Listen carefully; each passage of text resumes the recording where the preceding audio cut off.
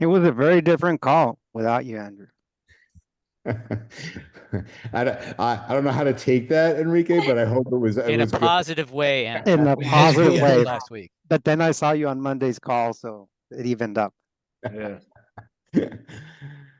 Too funny. All right, let me get my screen here and get the agenda going. And we'll get back to some sense of normalcy. Let's hope we are done with hurricanes here in Florida. The running joke, Jim, is I want to quit the Hurricane of the Month Club. Yes, I can imagine. It was almost Hurricane of the Week. What are you talking about? Yeah, it was. It was. It was. Anyway, all right.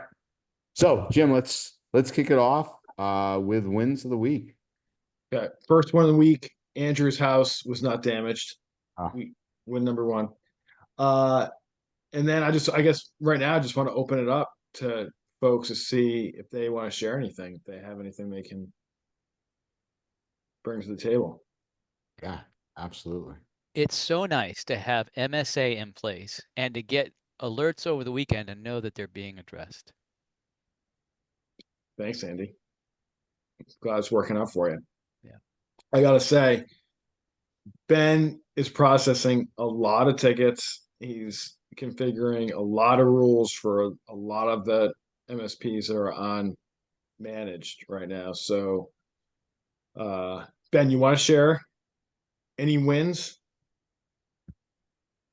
We have wins every day. So it's like you almost get kind of gun shy on all the stuff that we're doing. So yeah, we find bad people in environments and we just kicking their butts right out. So it's kind of the daily occurrence. It's a lot more busy than I thought it would be. Mm-hmm. Yeah. So just for context, we're now up close to 100 of our partners are now in MSA. You're going to get 2 bites at the apple now. One quality product and now a quality support service doubles your revenue. It's wonderful. Yeah. Yep. Whoa, there's back to Andy setting our pricing again and just encourage raise it. Doubles our revenue. Andy, didn't you have another call? That wasn't double, guys. It's just 2 passes at the apple. I love it. I get it, but so well, you guys that are on right now, most of you that took advantage of the early offer,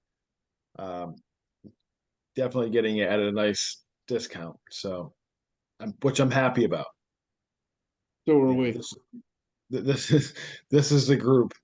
Any way to ban Andy from these calls? Oh, come on. He's jacking up our pricing. You're supposed to be on our team, Andy. What's up? Here's the thing, Enrique. You guys are protected. You guys are OGs. And he knows that, which is why I think he says it. But you guys, we've always talked about the fact that our early adopters have a special place here at SaaS Alerts. And I can tell you, as long as I'm around, that'll never be forgotten. Thank you very much. We appreciate it. Andy, did I hear 3 times? No, I'm just hoping Jim's hearing all this, right? We got the whole management team on board. Yeah. So your prices are safe. But I'm again glad that you guys took advantage of the offer. I mean, when we started Manage, we had no idea how many people wanted it or going to take advantage of it. You should have heard the first conversation between me and Jim on that. Oh yeah, because I said, Jim, there's no way anyone's going to pay for this. That's what I said to Jim. When I signed up, I signed up for being a team player more than understanding really where the benefit was going to be, because I really wasn't that much. I set up Respond and forgot about it. Right. So I didn't know all the mishaps or things that were missing. And it's not till, like I said on a previous call, when Ben and his team started working on our environment and I started directly seeing a lot of stuff that I guess before I was not seeing or not paying attention, it was a night and day difference. Mm-hmm. May I add that I attribute what you guys have done is, first off, you gave us a product where we learned to drive ourselves, like driving a car. But then you opened up MSA and it's defensive driving school, but you're doing it for us. So it's, if you wanted to say a Tesla and autopilot, but you guys are doing all the defensive driving. And it means that I'm able to serve my customers with the latest. I don't have to stay on top of all this stuff all the time. Right. And that gives a much greater posture. Mhm. But Yeah. Enrique, I think you bring up a good point in that almost, you need to reverse engineer what your mindset was, because that's really your prospect's mindset, right? They think everything's good. I'm not sure why I need more, right? And, the end result was you saw the difference, but that's our job in sales, right? To paint this picture of where they are and what the difference would look like and the results that others are getting. I think I just need my customers to be shopaholics like me. And then they could Just take buy. this in. Yeah. Yeah. So I've been now on the software side of this ecosystem for a decade.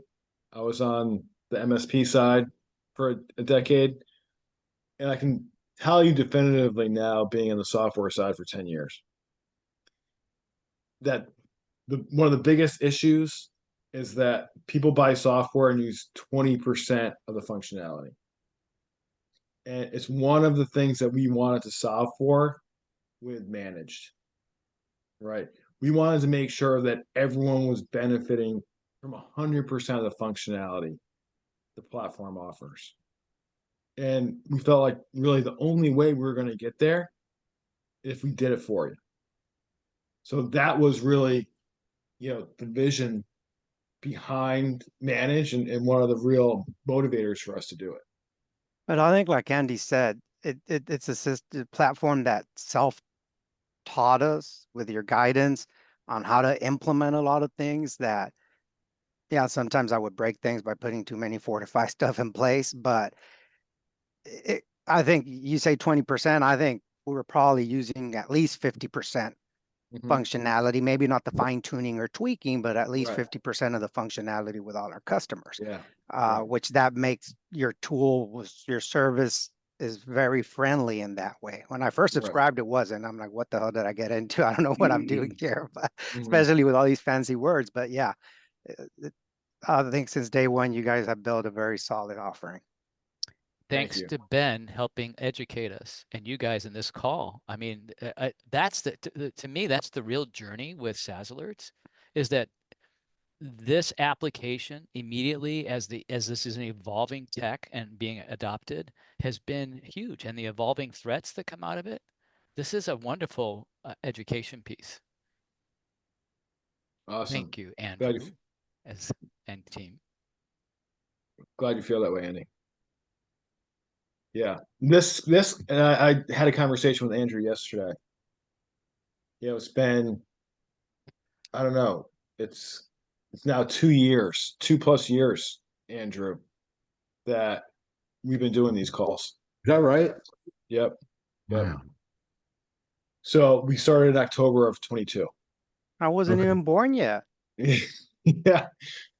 And part of our journey, a really, really important part of our journey, has been this community, because we've learned so much along the way in terms of what you all need and want, and the feedback we get on the functionality.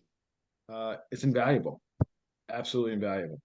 So it's collaborative, and Rain that's or what shine, makes. I won't miss these calls. These on the Tuesday because I've learned so much. Remember, I'm new. I started January 23.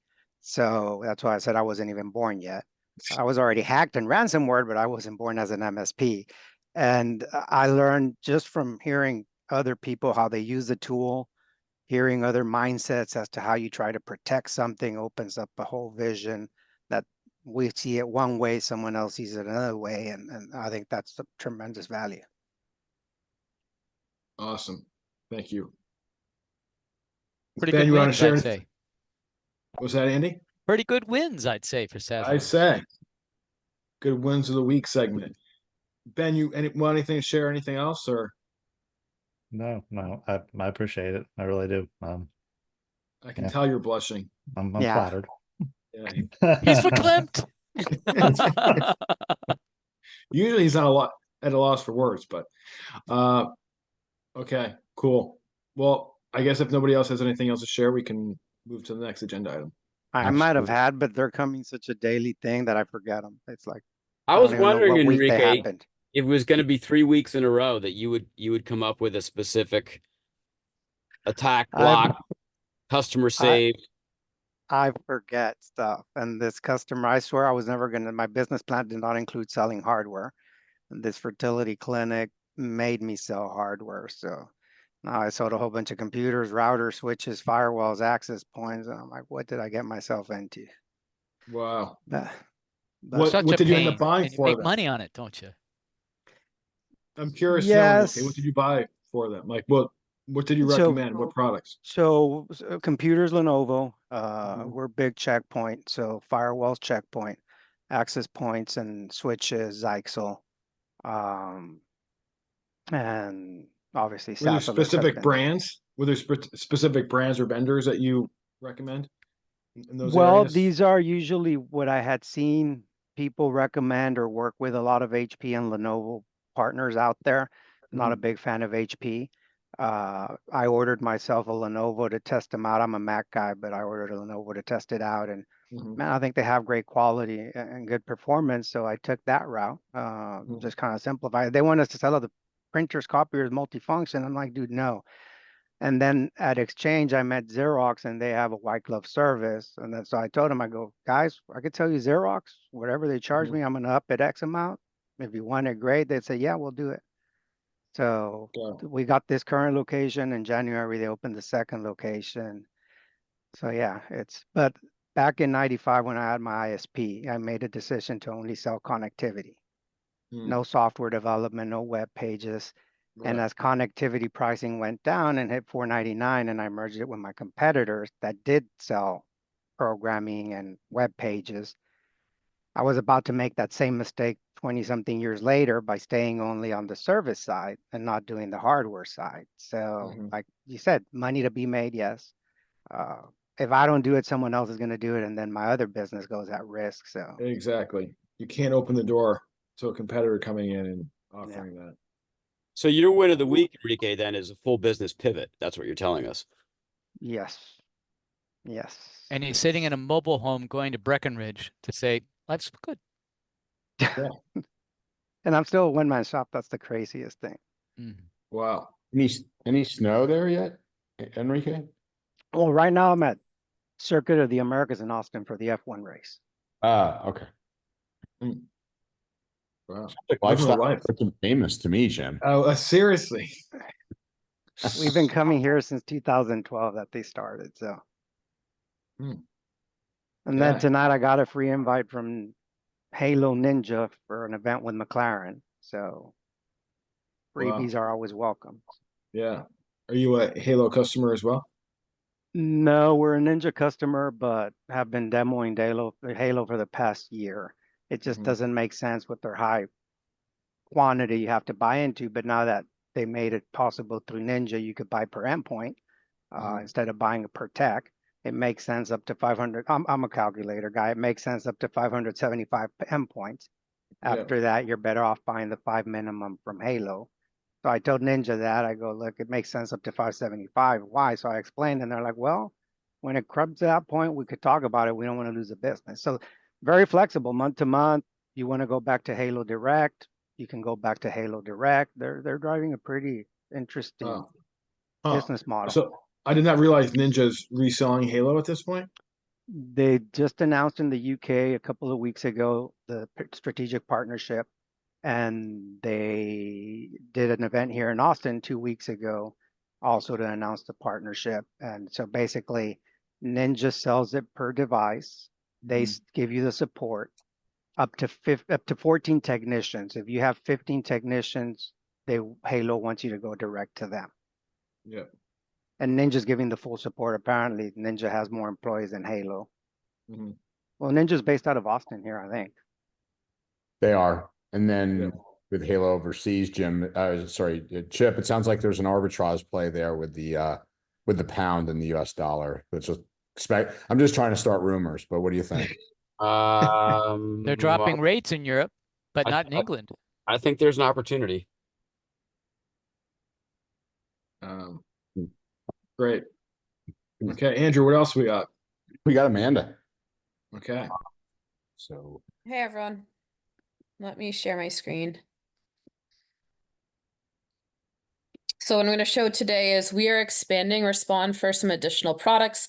This initial expansion will be for up to 9 products.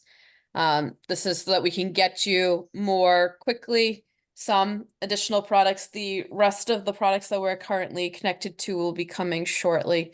So this is just the initial gate of expanding after we added Google Workspace.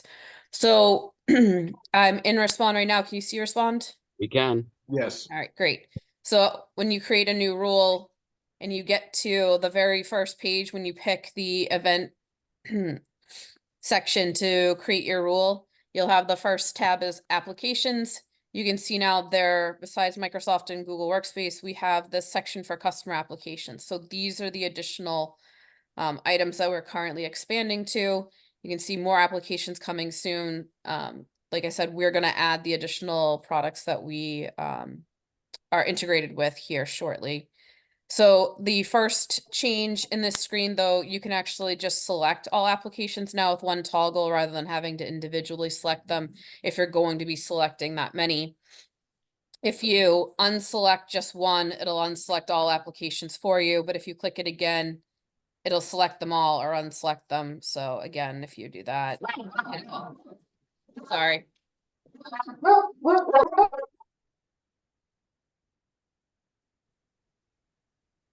So if you unselect one and hit all applications again, it'll reselect it. There is a tooltip here letting you know that when you click all applications, it is really only for the applications that are here. In the future, when we add additional applications, if you want to add them to this rule, you're going to need to come back and select those additional products. There's just not that flexibility for us to make it all applications and then in the future for additional items. So that's the first change. Nothing else has changed. You'd still create your rule by adding your organizations and your accounts, adding whatever your conditions are, etc. So the next item after adding the additional applications is the actions. And so currently this expansion for those other products is only including alert only. So we've made alert only the primary kind of toggle here. So once you select alert only, that is the action that'll be set for the rule. Once you unselect alert only, you have that same functionality of choosing Microsoft or choosing Google, and then choosing the different respond actions that we have for those 2 applications. So like I said, the first step is to expand the application list. Next step, we'll continue to add the additional applications that we're currently integrated with, and then we will proceed with the applications that have APIs that support us performing additional actions such as block sign in, reset password, etc. Things that align to what we've done already for Google and for Microsoft. Not all of the other applications currently support this via API. It is actually going to be a smaller sub list. So we, first expansion is to add the products at alert only, and then we'll go through the viable APIs and start adding those actions in another phase. So those are the big changes. I see Andy has raised his hand. What's your question, Andy? It appears now we have the ability when a device encounters an issue that we're able to go back through and update multiple cloud applications, in this case, Microsoft 365 and Google. And I assume this will expand over time. This is really evolving into substantially more of a product than just cloud protection. This is, I'm making sure I'm clear. If I detect something, for example, in Data EDR, hey, they downloaded something, and that's a trigger event that I want to disable logins, I can do this through here. Yes, you can do that through here. And are we going to be able to push it the other way? Am I going to be able to say, if I detect something in the cloud, could I isolate the device with Data EDR? So we will be looking in the future at, adding device kind of mechanisms to respond. For now, like I said, it'll be per the product and what we can do via the API, what we can offer to you. Respond right now is account based. So adding that device layer, we need to see when and how we add that, but it is on our radar. Awesome. Andy, I'll follow up and augment Amanda's comments by saying we haven't found other product APIs that have the depth and breadth that Microsoft and Google do in terms of letting us control the underlying tenant and the underlying application, going back the other way. But we are also actively in conversation with several of the vendors in our list about how we can go about doing that. So we want to add that functionality and the capability to disable accounts and carry out other logical functions on these other applications, but that's going to take a good chunk of time to get there. And I think you're going to see it sort of progress at a steady but slow pace. Could you also see associating new device as devices are detected through, and I'm sorry, I'm blanking on Adam's product. Unify. Unify, as is detected in Unify, and there is not a corresponding assigned account to be able to create that as an alert and say, we're missing something here to connect these two? Or will you then take the login that's associated on that device and say, oh, it belongs to this account, and help us begin to track that? I'm coming back to licensing changing ultimately and having these associations begin to build. Yes. I mean, we already do part of that with Unify in terms of identifying a device and an account and making a recommendation that you connect the two. That continues to improve. Adam's team, I had a call with him this morning. He's about 90% done with the initial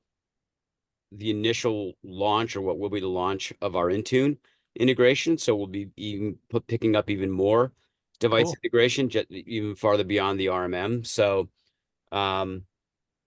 we can continue to build more and more intelligence into Unify.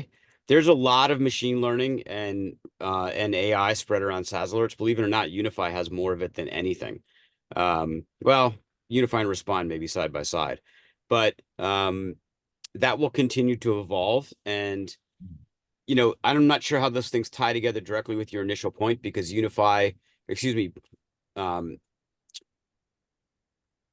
because Intune is pretty strictly, a Microsoft product. It's not going to touch any other software. It's great for Windows devices. It's okay for Mac and iOS and Android devices. But we are getting good solid information there, and there'll be more and more of that data coming through. I'm seeing a complete, you're going to need to come up with a name, SaaS alerts and beyond, because this is substantially more than what you started out with 2 years ago. Well, that's true. Yeah. I don't know about the new name though, but it's definitely substantially more than we started out with 2 years ago.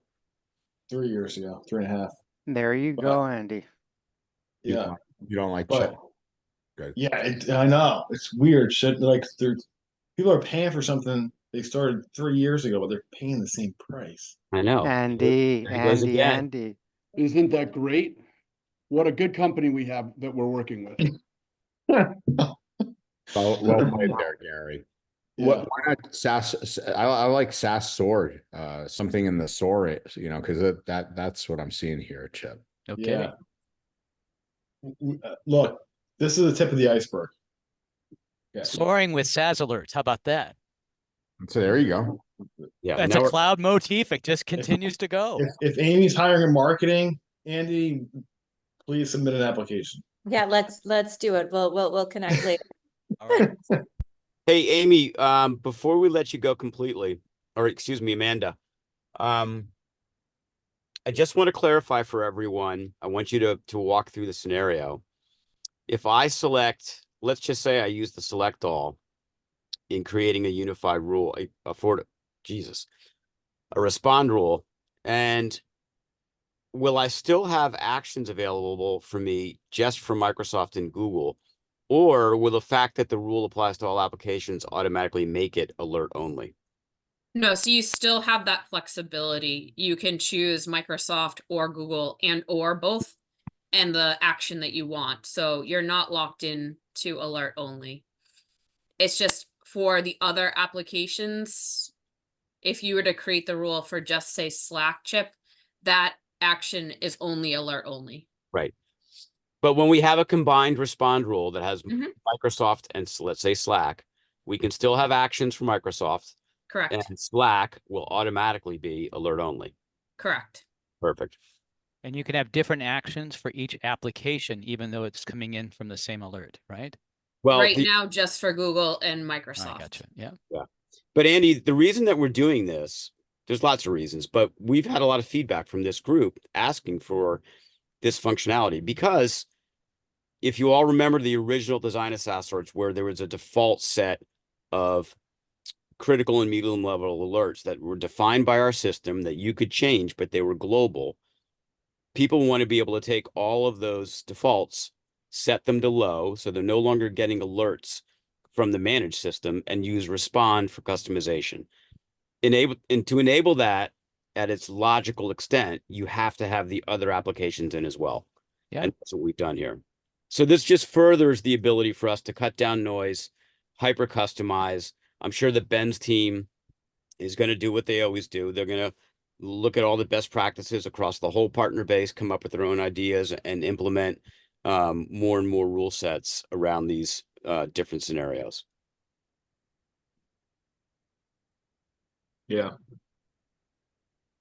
Chip, you missed the love fest back and forth between Ben and Adam over the Intune stuff.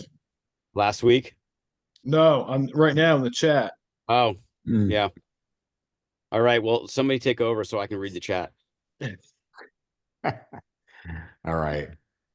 Really good stuff, Jim. Wow. And I'm telling you, we're at the tip of the iceberg too, Andrew. There's so many good things coming. very, very cool. All right. Well, now here's the 180-degree side of the call. No. But just got some things to bring up to everybody. So one thing I just wanted to bring to everybody's attention, because Veeam is a how do I want to say this? Used quite a bit amongst the channel. Fair Gem, pretty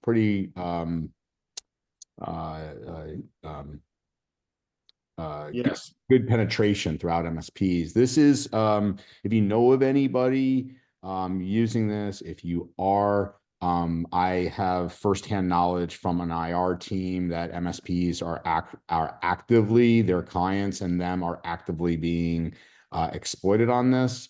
So if you know of anybody, if you are running Veeam, please make this a priority to patch this ASAP. So this is something I'll put the URL into chat. I got a few URLs, and then just want to get your thoughts. So this is a good friend of mine that runs a company called Nucleus Security. Nucleus. Some MSPs use Nucleus, typically your larger ones. And why I wanted to show this, Jim, is VIP is something Write a Boom can actually put on our page. They're going to give us access to it. I wanted to know, so basically I can show everybody this, but basically VIP is a compiler of all vulnerabilities, and with their data sets, they can show whether it's actively being exploited, etc. Would this be helpful if you guys could just go search this on our site and see what's going on with the vulnerability? Yeah. Okay. I think so. Cool.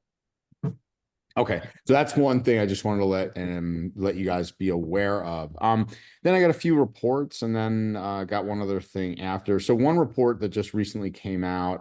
Again, I can put this. It was Extreme Tech put this out. It's which is interesting because I'm going to show you the Google's head of security having a different take on nation state actors, but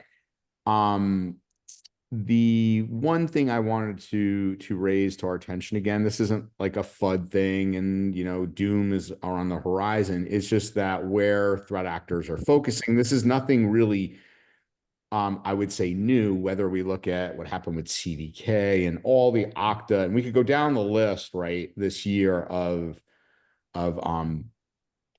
IT right products that are being targeted, but it continues to, I just want to continue to bring awareness, because on the margin, Jim, I would say for the last 4 years, we've been relatively good right? MSPs on the margin, RMMs on the margin aren't getting reached nearly the way they used to. But this renewed vigor in what they're seeing with nation state actors targeting not just IT products, but services, IT service providers, is what I wanted to bring to our attention, and not let our guard down, because things have been relatively good. Yeah. Not Quiet. Yeah, exactly, Jim. We're not seeing it was at a fever pitch there for a while in around, late in 19, 18, 19, 20. And so you guys are all doing an awesome job, but, um, it doesn't mean the threat actors aren't actively looking. And that's one reason I just wanted to show the Veeam. Now, that wasn't that was a vulnerability versus just a supply chain attack. But what it does show is they are, lockstep in trying to in any way disrupt the supply chain as much as they possibly can. So yeah, that's really what I wanted to bring to everyone's attention here. And I would say the two, just the last thing I would say is the two verticals that really have seemed to get hammered, Chip, that MSPs do play in are both, municipalities and healthcare. They have just been getting hammered these past few years. And well, especially when you hold them up against the background from, let's say, the late teens into 2020, 2021, they were sort of off limits. There was almost a code of honor that you didn't go after SLED and healthcare, because I guess there are other better business targets. But now the hacking community has figured out that they're low-hanging fruit and easy to exploit, and healthcare in particular has very deep pockets. Yes, and obviously can't deal with the legal ramifications if, God forbid, someone dies because they didn't pay a ransom, or the ramifications of that. So and obviously all the PHI information that they're going to get fined for, and we could go on and on and on. So anyway. Well, this is anecdotal, Andrew, but I'm be curious to see if you agree with this observation. The shift that we saw from regular everyday ransomware to extortionware seems to me to very much coincide with attack on healthcare, because of the kind of information that's there. It's no longer necessary to actually encrypt it. Just to claim that you have it or prove that you have it and you're going to share it is enough to make people jump. And once the hacking community realized that extortionware was so easy to pull off, it moved beyond healthcare to everything else. Yeah, I know. I think you're spot on. And being able to do double and triple extortion, and those types of, why do ransomware when you can just do that? Yep. Ransomware is great if you can throw it on top of it, but yeah, it's definitely working. So Andy, did you have a question here? I had, part of what I'm perceiving as a challenge for most MSPs is keeping up with everything that's coming about. Is it reasonable to ask if SaaS alerts would give us the ability to create a dashboard in whatever RMM we might be using, so that I would have visibility as to what SaaS alerts is seeing, and I could track it within my own piece? Because right now it's a separate piece. It's valuable, but it's a separate piece. If I was able to put it on a common dashboard and I could begin to see how these things are moving through my organization, that would be really helpful. You can do that today, Andy. Yep. Okay. Webhooks. All right. So I will then say maybe a webinar just on how to get webhooks into your RMM type of thing, right? For SaaS alerts. These would be Ben's best practices for the managed service accounts. How about that? All right. Well, that will have to take under advisement, because doing a webhooks implementation is really it's almost a partner by partner decision. Absolutely. About how they want to use that. Yeah. But we could probably do a recorded webinar on just how to set up a webhook server and get the data flowing so And some that potential best practices. Yeah, I mean, I'm interested in, plotting some of the automated responses that we're taking so we could kind of like see how many things we're remediating automatically, maybe, and just make sure things are still working and just kind of work that part into our process even. And so it opens up some more things to do, I think. Yeah. Or Yeah. maybe even in the reports page where we have the map, have a top header. Well, is it more so even just like, you'd see almost like a showdown type view, Chip? Is that what I'm hearing they want? Like, what type, kind of like what types of Yeah. But tasks Andrew, there? so I'll just step in for a second. It's one of the reasons why we have the documented API and the webhooks is because not every MSP has the same needs or wants, right? Right. So when you're using webhooks, and a lot, we have got a lot of really large MSPs that are using it. That's all they use. They don't go to our interface at all ever. They're just literally bringing the data in through webhooks into whatever ServiceNow or PSA, or whatever they're doing with it. Or probably a sim of some type too, right, Jim? Yep, Right, absolutely. Yeah. Okay. Yeah, that I'd like to be able to explore. Yeah, maybe have an example of. Would be nice to see on, future call, right? So Stephen, I'll make a soft commit that by Christmas, Ben will have done a recording for everyone for how to set up a webhook server and push SaaS alerts data into a webhook server. From there, Ben's volunteering to do that in office hours. From there, it still is incumbent upon the MSP to determine what they want to do with that data. Andy Rowe made a reference to, hey, I'd love to see this in my RMM tool. Because that's where my team is. Yeah, so I would start talking to your RMM vendor and say, why don't you guys do an integration with SaaS alerts so that we can take the data and push it in. And we just found out on a SASE call today that they have webhooks. We could get all the data in. Can you do an integration there? Obviously, we've already implemented our side of the integration with the RMM tools. This would be them coming the other way, which we'd be thrilled to do. Andy, you start with Kaseya, I'll back you up. All right. Well, we'll be there next week. We'll make some magic I guess happen. the question is this really, should it be in the RMM or is this something that should be in one of the reporting engines, BraidGauge or MSP bots or one of those? Should be everywhere. We've approached BraidGauge for sure, Jim, if I recall. Yeah. And their response to us was, as soon as enough of our customers ask for it, we will do a SaaS alert integration. They just Yeah, didn't want BraidGauge would be logical. Like we already have the PSA, we have the tickets, and so the types and subtypes are useful in itself. But having something native would be good value added. So I'll tell you, you guys, BraidGauge customers of ConnectWise, you should bring it up with ConnectWise. The data is there for them to do it. They don't want to do it because we're no longer in their invent program. We're not paying the extortion rates anymore. So that's why they don't want to do it. It's not a good reason for the community, for all of you, but that's the reason that they're not wanting to do it. All this is about reducing REM. Yeah, appreciate the clarity. Yeah. But here's the thing. We've gotten to the point where we have enough MSPs where if there's a community push, right, from all of you, I think you can probably make it happen because you're paying them for a service.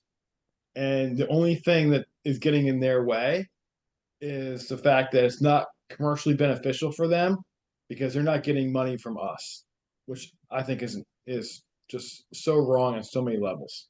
Well, it's going to bite them in the ass in the end because MSP bots, Roost, there are other products that are capable of providing reporting capability that have been happy to integrate with SaaS. Yeah, alerts. MSP bots would be cool to see an example of. Yeah. For MSP instance. bots does have the integration today. Yeah, maybe we can see that. in a future. I actually Thanks. think I'm using MSP bots. I actually think you're right. I actually think it's linked. I haven't done anything with the data because I haven't had time, but I think it is in my list of integrations. I'll have to check. Gary, you can do a whole segment in one of our forthcoming SASE calls and show everyone your MSP bot integration. Right. Look, I've also told Cloud Radio they should be doing it too. You think For those about people this, ultimately then getting this information back to our client in real time would be huge. That delivery method, if it was with Cloud Radio or, you know, MyGlue or whatever, What did Yeah, Cloud there's an Radio executive respond? reporting kind of layer. Yeah. yeah, this is what we're doing for you in real time and how it makes a difference. Jim, did Cloud Radio bite at all or show any traction or? Well, I mean, Ben just indicated too, like they have an environment for us that they've set up that basically, you know, we've given them an instance and they haven't done anything with it. There's, you know, Yeah, I think I've they talked started. I've talked to Ted Maybe. Will over there, who does he does stuff with them when they go to market side. It's like, yeah, there's just other priorities. Maybe Yeah, we you can start start to asking his tell. partners. You can start to tell the vendors that are more actively developing and even open to it, and the ones that just like are not, that you stop asking. Soon, more partners will be soaring with SaaS alerts. That's the reality. Yeah. There That's you right. go. Getting it back in there. All right, Right. Andrew, we hijacked your agenda. No worries at all. Can you guys see me still? Yep. So this is, you know, we talk a lot about Microsoft, but for Chad, I came across this article. I thought it was interesting, Chip. I'd love your take. This is Heather Atkins. She's been with Google for 2 decades. I'd love to see her bank account because that's 2 decades of Google stock, which she probably did pretty well. But interesting. She heads up, you know, she's responsible for, you know, obviously all of their applications and systems. And what was interesting is this article where she was asked, this was a recorded future, what, you know, where she thought cyber has made the most progress. And I love everybody's thoughts here because this is an area, Jim, in the SASE report we talk about every year. And she said that she's really pleased about where multi-factor is today. Obviously, she said not where it needs to be, but way better than it was, and that feels that probably in the next decade, you know, will be where, no, I think we'll be completely passwordless, and you know, we won't even, multi-factor won't be a thing in a decade. But that aside, I'm curious from MSPs on this call, at least, Jim, knowing that we had a low 30% of MFA for M365. Where are people today? Are you north, say, you know, north or south of 50%? I'd love to take a quick temperature check for your clients. Are you seeing this become less of a fight, you know, to get MFA? Oh, wow. So look, see, it's really good stuff, right? You're seeing, so cool. But we know, Andrew, this group is going to be way better than the average bear. Because it's just, you know, our community just tends to be way more security focused. But we know the number is 35%. Right. Glad to hear though, Ann, it's less of a fight. Okay. So then the other, this is interesting because although we saw that report from Microsoft about nation states, I thought this was interesting. And I happen to agree with her to a degree. Again, Chip, love your thoughts here. Obviously, nation states are very active, as we're seeing from that Microsoft report, but nothing really incredibly innovative. And I think based on the attacks we see day in and day out, there isn't, you know, not saying there won't be innovative things, right? Let's not be naive. There will be, but by and large, you know, we get this question every year at Write a Boom, like, oh, what's the next thing we should be really worried about? And and you ask every incident response firm, and it was like, I wish I could tell you it's always the same stuff. It's hygiene all the time. That's so. But what are your thoughts here, Chip? I have a lot of thoughts on this, actually. The first one is we being SaaS alerts still see lots of dictionary password spray and brute force attacks. And if we're seeing a lot of them, and most of them fail in our environment because the MSPs who work with us, I think, are again better than average in terms of their MFA coverage. So they're blocking those things for the most part. They have good password hygiene, but the fact that we see so much of them means that the hacking community still is getting results with them. So that's number one. Number two, we definitely saw a significant shift in the attack vector being phishing combined with token harvest. Yes. Starting about 2 years ago. Like you and I, like literally lived through this explosion together, talking through it and just watching it accelerate. You on with us, but also on the other side of your security journey, you've got a whole other segment of people that you talk to, and we all saw it at the same time. And that's still yielding a lot of fruit. You know, Ben's comment earlier in the call that his team is catching stuff every day. And I know across our platform, we are witnessing compromised accounts through session token hijacking, attacker in the middle, whatever you want to call it, you know, in the dozens to hundreds a day. So that's still yielding a lot of fruit, and that's not new. There's nothing novel. So I agree with this statement that there's nothing remarkably innovative, other than I think more nation states are kicking in. So, you know, there was a time when you really, at least the perception was you only had to worry about Russia, China, North Korea, the real bad actors.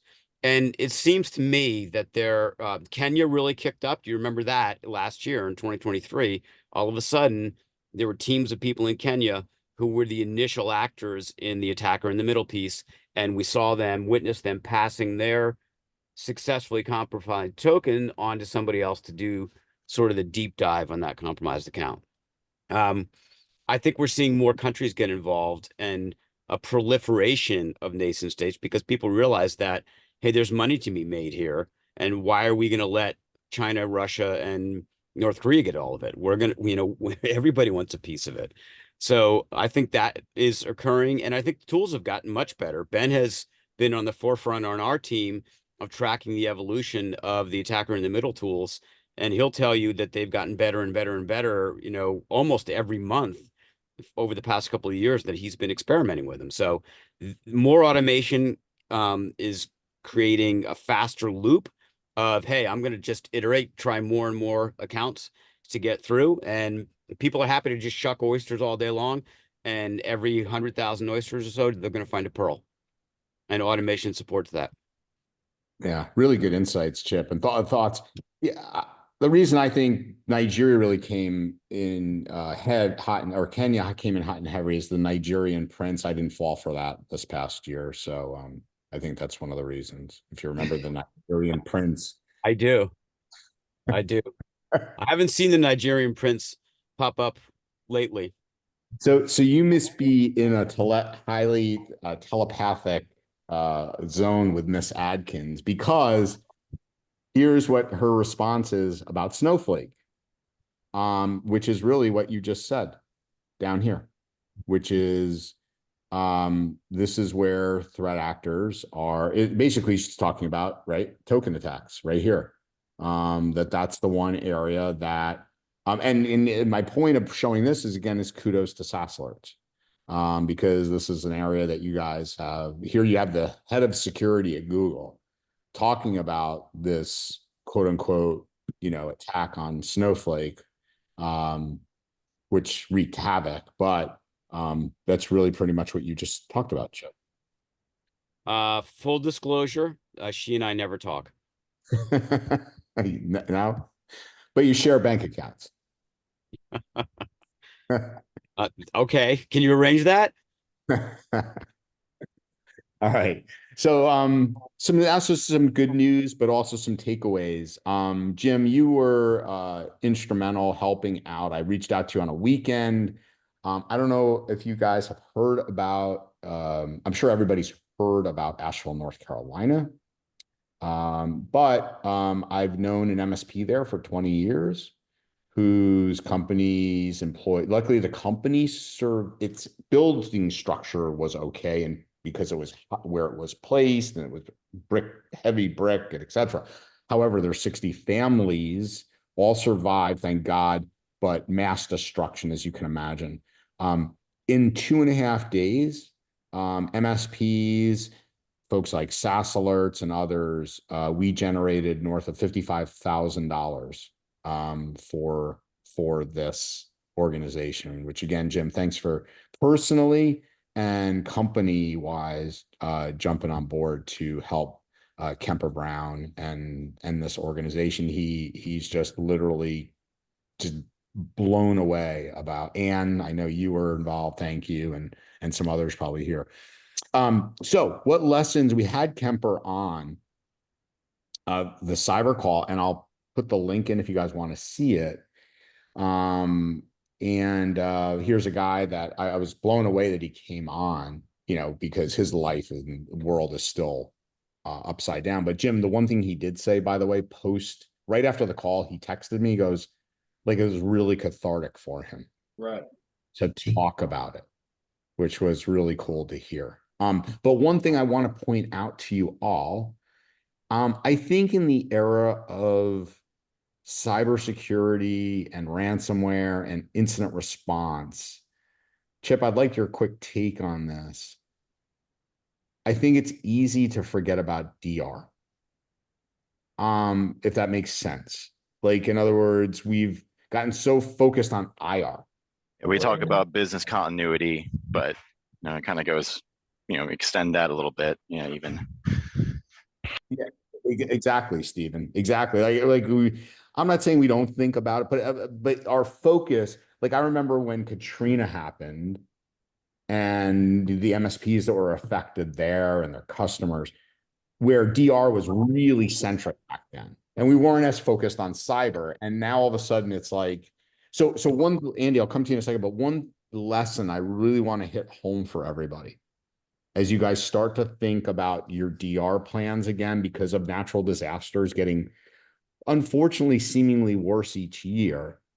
This is something that Kemper never, he admittedly, pretty mature MSP, tabletops, practice DR recovery, etc.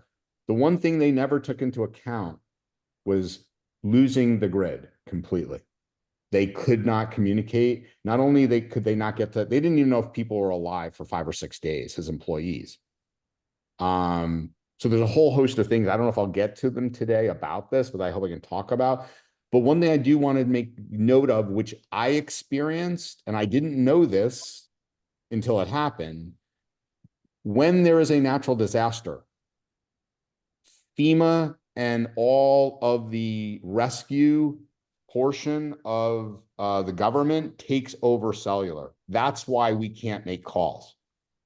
So as an MSP, based on contractual, whatever, highly sophisticated companies that you might deal with, whether it's, transactional, financial, transactional, healthcare, life or death, think Starlink or some kind of equivalent.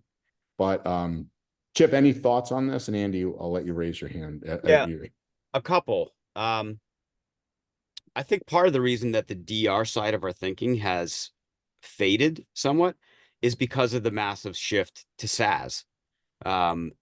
People are thinking that their business applications and their business data is backed up in the cloud sort of automatically.